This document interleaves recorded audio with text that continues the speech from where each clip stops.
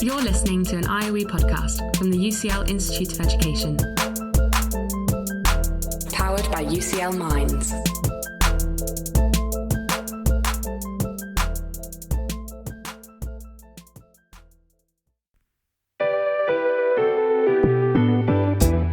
This is Research for the Real World. Conversations with researchers about the paths they've taken to shape our everyday lives.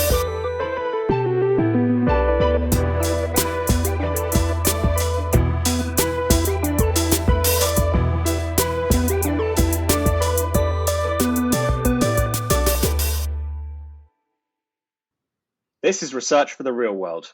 I'm Sam Sims. I'm a lecturer at the UCL Institute of Education. And on today's episode, I'm talking to the psychologist Vivian Hill. Vivian's work focuses on autism, the education of looked after children, and children's well-being and mental health.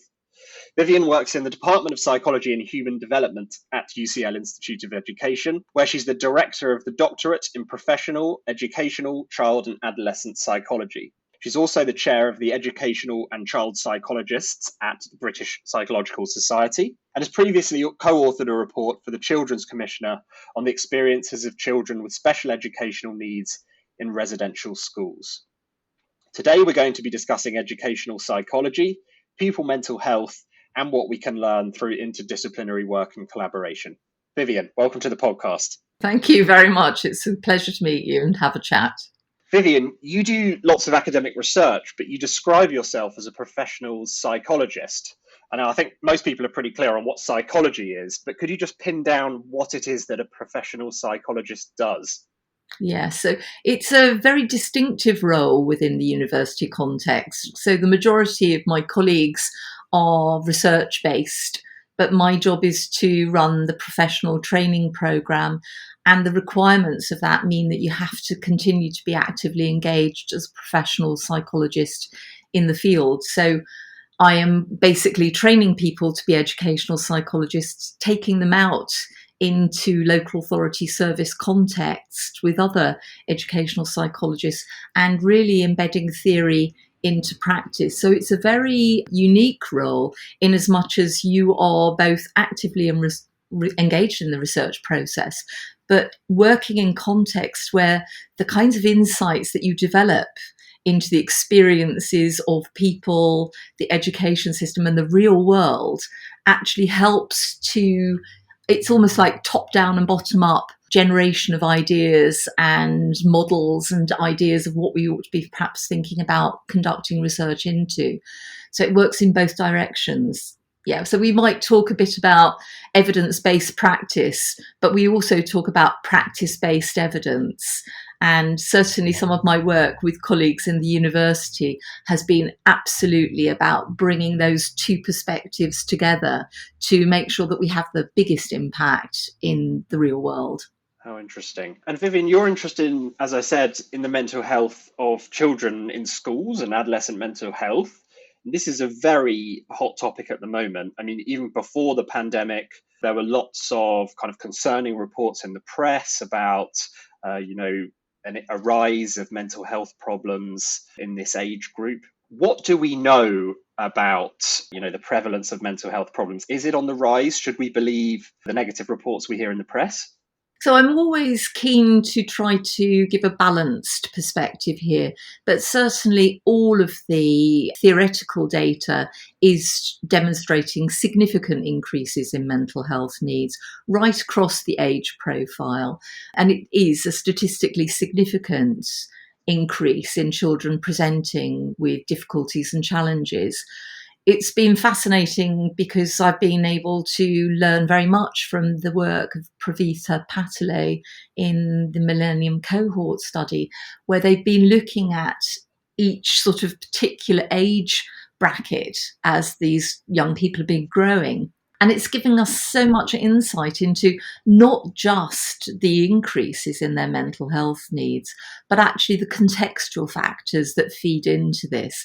And I think we have to always, rather than just pathologizing people and thinking of children as mentally unwell, just think about the context that they're living in. We've just come out of a period of extreme austerity, straight into a global pandemic.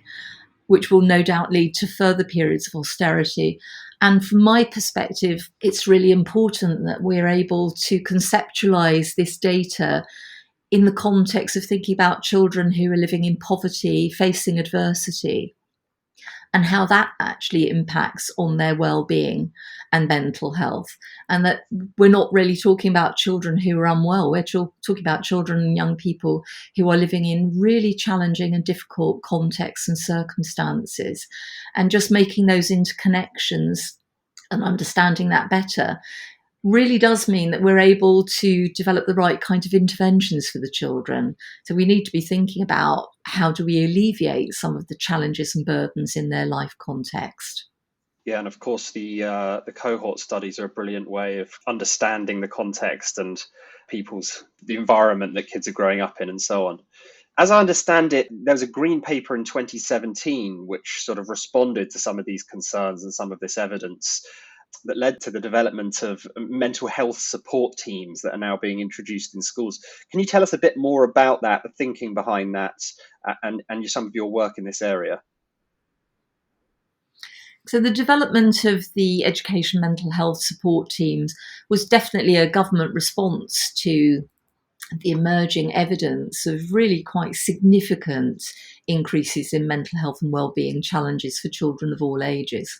So the idea was to normalise responses to those needs, and to not require children and families to be visiting clinics and hospitals, but to think about what school and the education system might be able to offer to support children's well-being at a proactive and a preventative level.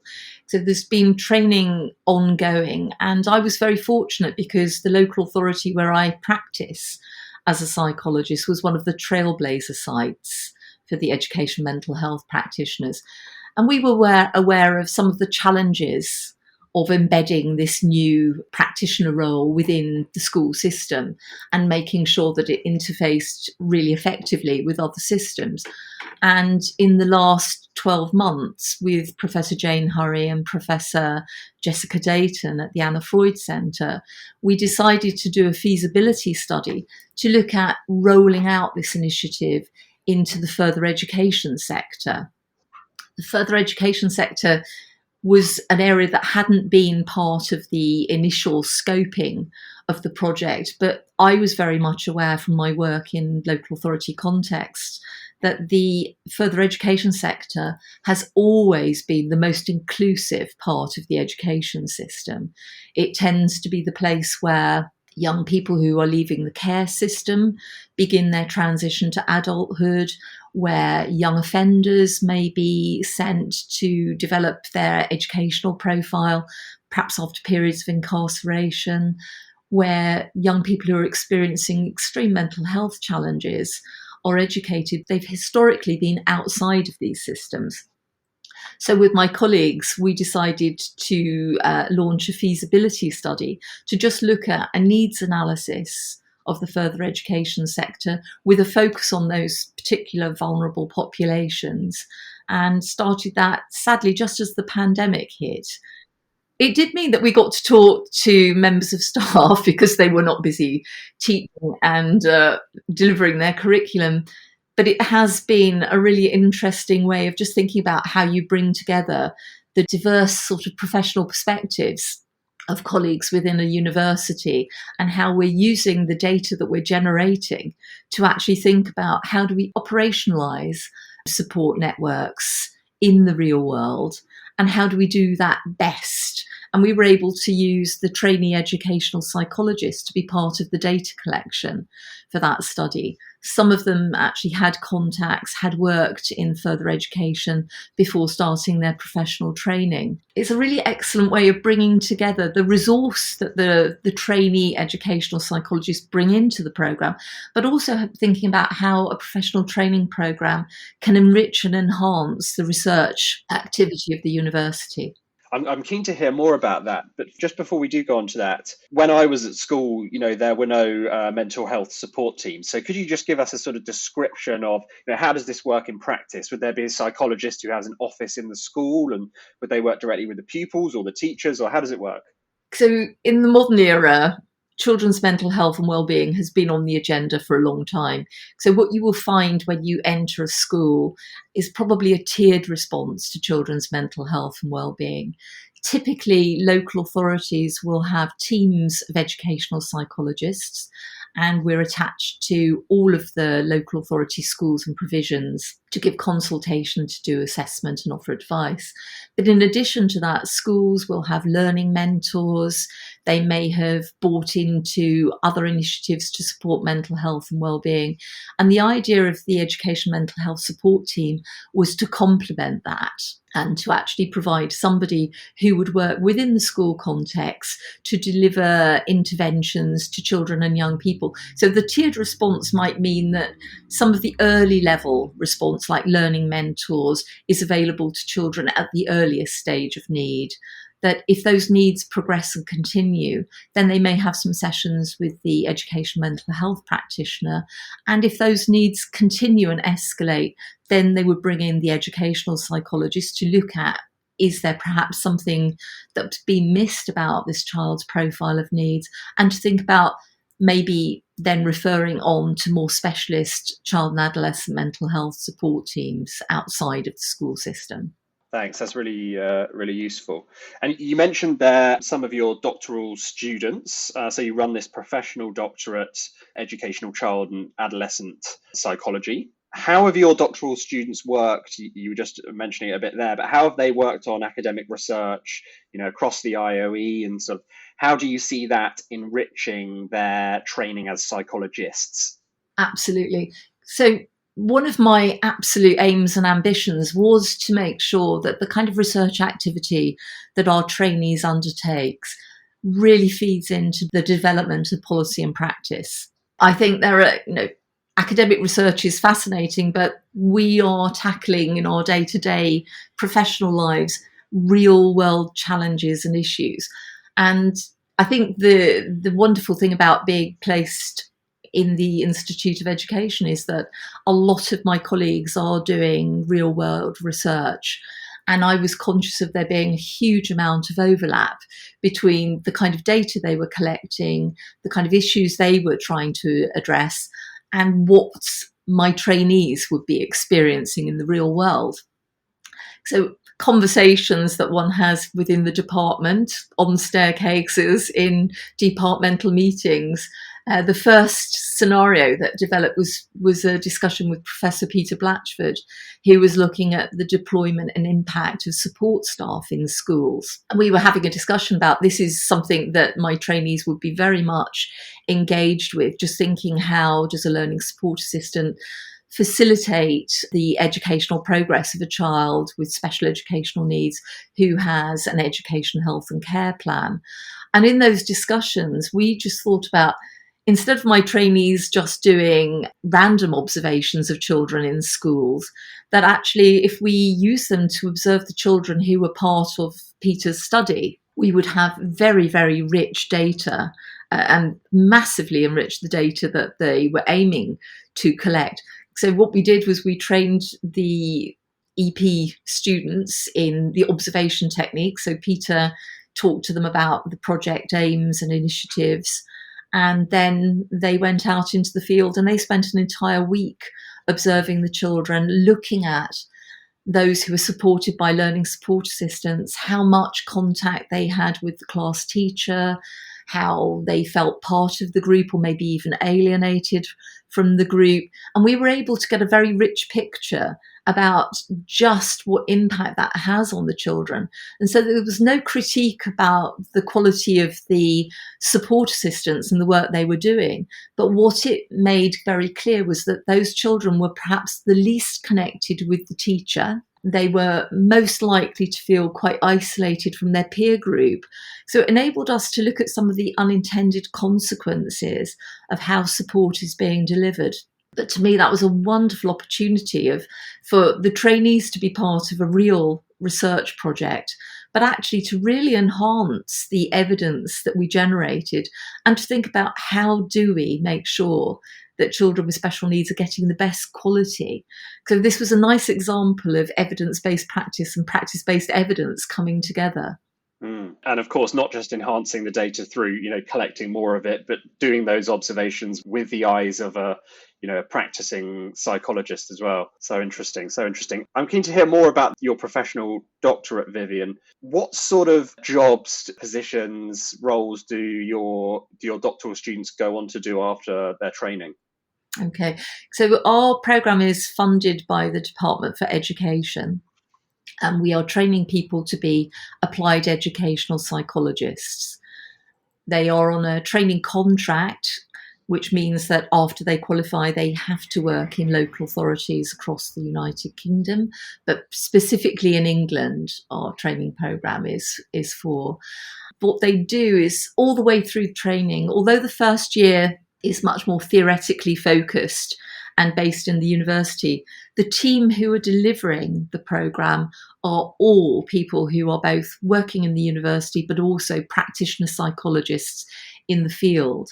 And we make sure that the trainee experience allows them to synthesize theory and practice from the very earliest stages of learning, so that from the second week being on the programme, we're taking them into local authorities, into schools, nurseries, colleges, special provision, to look at the real world impact that those different theoretical models and approaches actually look like. And we're training them in assessment techniques, so they get to work alongside us with real cases from very early on. We have a curriculum that uses things called skills labs and contextualized psychological analysis, which is heavily based on problem-based learning scenarios where we bring them our real cases and get them to start connecting up the different theoretical models, the different assessment techniques, and then they're able to go into the real world, initially in a very sheltered shadowing experience, but slowly taking more responsibility for doing direct casework. And in their second and third years, they actually are on a bursary and attached to a particular local authority where they work for 3 days a week. So it's very much a training model that enriches the quality of the offer and the experience in local authorities at the same time as providing doctoral level training. Fascinating, fascinating. And I mean, throughout our conversation so far, you've been mentioning your collaborations, obviously, with educators, with academic psychologists, with educational psychologists, and so on. Part of the theme of this series is around doing this kind of interdisciplinary work. One of the things I'm asking people is, what are some of the challenges around doing this type of work? And what have you learned, if you're offering advice to other researchers, perhaps early career researchers? What have you learned about how to make it work and how to get the most from it? I think what I've always appreciated is how much one learns from other disciplines and other perspectives, and that they may feel sometimes threatening, but through conversation and collaborative work, you begin to recognise the value of those slightly distinctive perspectives and how they can really bring together a better understanding of perhaps how to proceed. And a nice example of this would be a funded research project that I did with Professor Liz Pellicano and the Centre for Autism Research in Education. And this was looking at the experiences and the rights, how the rights and opportunities of children in residential special schools were being promoted. And these are very complex young people who are often in 52-week placements away from home. So their rights and their opportunities really do need to be understood. But these are young people who are often pre-verbal, so they don't actually have communication skills and they don't have the opportunities to express their rights and desires in the same way as other children. So we formed a collaborative team which was experts in autism, but educational psychologists, trainee educational psychologists, speech therapists. And we went out, we wrote to every special residential school in the UK and had the opportunity to work closely with quite a few of them. We also developed a young researcher group. So we invited the children who were in those schools to join our process of developing our research techniques and our assessment techniques which was fabulous. And what we were able to do is bring together some of the insights from speech therapists about looking at the wider communication that children engage in who are pre-verbal, and developing a whole range of new assessment approaches and techniques that have now been published by the Children's Commissioner and are being used and operationalised to help the schools that are working with these young people to make sure that they know best how to understand their needs and their desires. But we're talking about children who are not only pre-verbal, but may have very, very minimal movement. And things like some of the techniques, some of the ethnographic techniques that we developed allow you to be very sensitive to the child's expression of pleasure or displeasure. And we were able to do that by, again, shadowing a child in a residential special unit throughout the 24-hour period. So a real unique insight into the interface between their care and their educational environment and how to give them the best opportunities within that. That sounds like such important work, Vivian. I know you've done lots of other research with vulnerable and looked after groups. Could you tell us a bit more about that? Yes, so recently with Professor Claire Cameron in the Thomas Coram Research Unit and the Centre for Inclusive Education in Psychology and Human Development, we developed a knowledge exchange programme, and that was entirely focused on meeting the educational needs of looked after children. As a group, they have some of the poorest outcomes of any community in the education system. So this was a training package where we invited people from preschool provision, from school provision, from further education, and from higher education to come in and hear about some of the challenges for looked after children, and then to work in collaboration with us to develop a project and intervention to run in their professional environment. This has enabled us to develop a whole range of research evidence about what supports and best promotes their learning and enhances outcomes. And it very much feeds into the government initiative to raise standards for looked after children. So this was called the Promoting the Achievement of Looked After Children programme. But it gives you a sense of there are different ways you can reach out from the university, but you can also bring people in.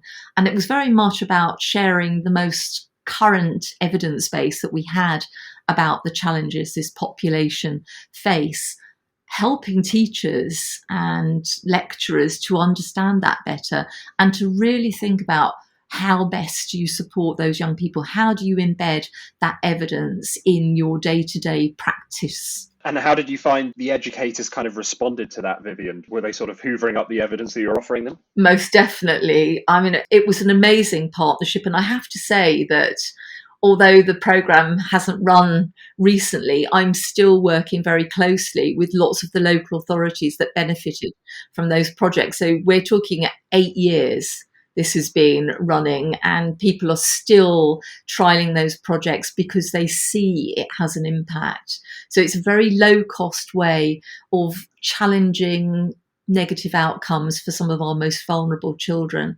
And I think it's been wonderful in as much as it helps local authorities and practitioners really begin to see the importance of research. Vivian Hill, it's been really inspiring listening to you telling us about your research and your important sort of collaborative projects, as well as your doctoral training program at the IOE. You can find more about Vivian's research by following @VivianEdPsych on Twitter, and you can also find more about the Anna Freud Centre by Googling them.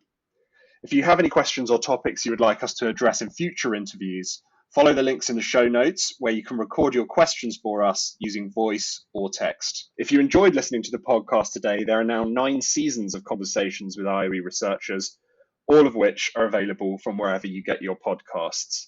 And as an added bonus, you can find the Research for the Real World playlist featuring tracks contributed by previous guests and by our producers. Follow the links in the show notes to Spotify. I'm Sam Sims, and this has been Research for the Real World. Goodbye. Research for the Real World is brought to you by the IOE Marketing and Communications team, in association with IOE Research Development. This podcast is presented by me, Dr. Carrie Wong, and me, Dr. Sam Sims. The theme music was created by Rob Cochran.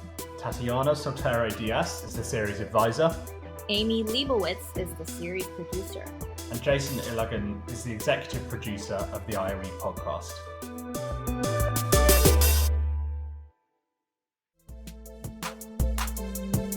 Thanks so much for downloading and listening to this IOE podcast from the UCL Institute of Education, University College London.